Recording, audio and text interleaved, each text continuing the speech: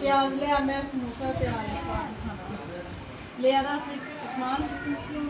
इधर लिया मेरे को नाना हिलाया नाना दिन आ कितने समोसे साढ़े अब पांच आपी दे समोसे वो सारे ले आने सीगे चल बिल्लू क्या है लेके अंदर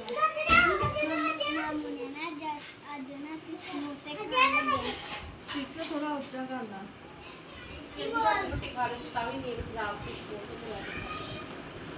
ਆ ਕੀ ਆ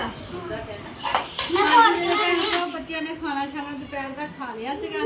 ਤੇ ਪਤਾ ਨਹੀਂ ਕਿਹਨੇ ਸਮੋਸੇ ਦਾ ਨਾਂ ਲਿਆ ਉਹ ਸਿਆਣੇ ਜਿੱਦਾਂ ਕਹਿੰਦੇ ਨਾ ਵੀ ਘੜੇ ਨੂੰ ਹੱਥ ਲਾਇਆ ਤੇ ਪੂਰਾ ਟੱਬਰ ਖਿਆਇਆ ਹੈ ਤੇ ਖਾ ਪੀ ਕੇ ਬੈਠੇ ਸੀ ਤੇ ਸਮੋਸੇ ਹੁਣ ਕਹਿੰਦੇ ਸੀ ਸਾਰਿਆਂ ਨੇ ਖਾਣੇ ਹੈਗੇ ਆ ਤੇ ਮਾਸ਼ਾਅੱਲਾ 10 ਸਮੋਸੇ ਲਿਆਂਦੇ ਹੈਗੇ ਆ ਸਾਰਿਆਂ ਦੇ ਤੇ ਐਸ਼ਾ ਆ ਤੇ ਤੂੰ ਆਪਣੇ ਨਿਆਣਿਆਂ ਨੂੰ ਦੇ ਨਾ ਆ ਫੜ खा हुन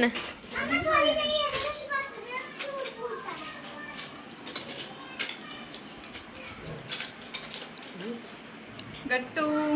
गट्टू बच्चा गट्टू बनना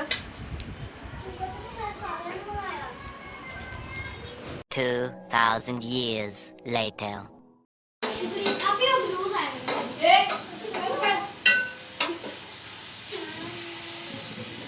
हाँ जी अस्सलाम वालेकुम मेरा प्यारा भैन भरा हाँ जी सुनाओ जी की हाल चाल है सुनाओ सब ठीक ठाक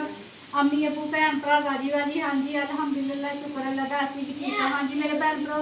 ब्लॉग शुरू करते पे घर के खाने के नाल असी अज बना रहे हैं जी अरबी मसाले वाले ठीक है जी तकरीबन अद्धा किलो के करीब आलू बरीक आलू के जी प्याज बरीक कट के घे के तल दिते हुए तल होंगे पे ते अरबी है जी असी नमक लगा के अद्धा घंटा रख लिया सी फिर छानने से अच्छे तरीके असी धोता है अरबी बिल्कुल ना लेस खत्म हो गई है ठीक है जी तो बाहर में आ जा भैन गर्मी बहुत लगन दी है हाँ जी मेरे भैन भरा ना काफ़ी दिन हो गए है व्लॉग ना 12 अपना 10 मुहर्रम का ही आया वा उस तो बाद मैं व्लॉग नहीं बनाया मेरी तबीयत बहुत ज़्यादा खराब सी ठीक है जी भी ना कुछ भी काम करने में दिल नहीं करता सी आयशा आई हुई है बस यही गल मेरी भैन ना जड़ियाँ काम कुम ना कर लेंदियां सी ठीक है जी तो राफे गतू हूँ अरबी पढ़ के आए है हूँ तो मेरी भरा तो हूँ ला ली इन्होंने LCD कार्टून देखन डे है तो अज आयशा का कमीज़ का गला मैं तैयार किया है वा तो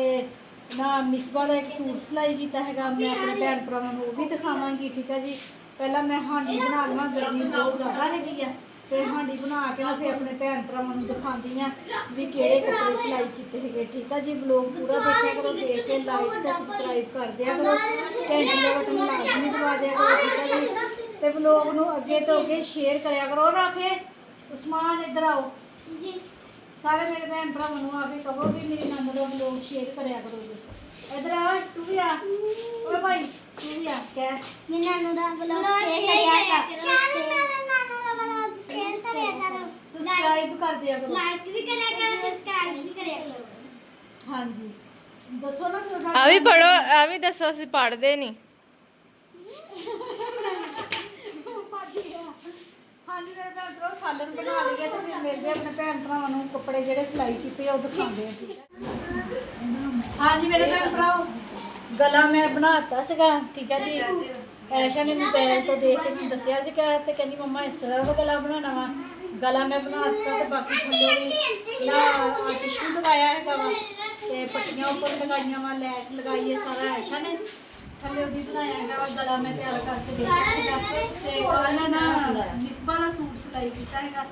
मिसबा ने भी गले का डिजाइन दसिया सीगा भी किस तरह का बनाना इन्हें शॉर्ट शर्ट बनवाई हैगी है ठीक है जी ते बाजुआ ते यह डिजाइन बनवाया है वा इतों की हजे ना इतने इस तरह करके ना बटन लगने जो मोबाइल से डिजाइन है ना इस तरह वा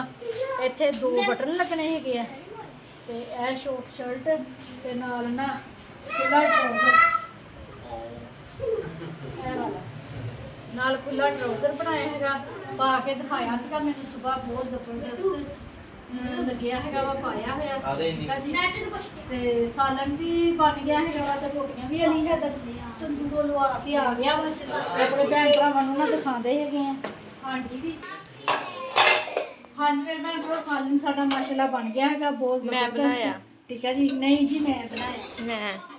ਨੂਰ ਵੀ ਸਾਲਨ ਮੇਰੇ ਤਰ੍ਹਾਂ ਹੀ ਬਣਾਉਂਦੀ ਜਿਸ ਤਰ੍ਹਾਂ ਮੈਂ ਸਾਲਨ ਬਣਾਉਂਦੀ ਆ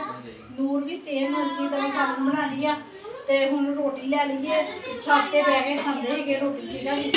ਹਾਂ ਸੋਚ ਕੇ ਪਾਪਾ ਨੂੰ ਕਹਿੰਦੇ ਜਦੋਂ ਨਾ ਮੈਂ ਪਾਪਾ ਨੂੰ ਦਿਆਂ ਫਿਰ